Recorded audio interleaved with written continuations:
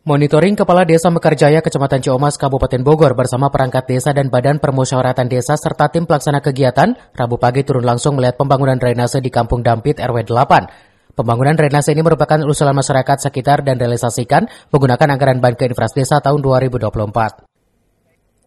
Dengan volume 300 meter, drainase tersebut sangat penting dibangun. Pasalnya saat musim hujan turun, air masuk ke pemukiman masyarakat. Sehingga di tahun ini dibangunnya drainase sekaligus meminimalisir banjir di lingkungan sekitar. Dengan menggunakan beton youth box cover akan terlihat rapi di Kampung Dampit tersebut.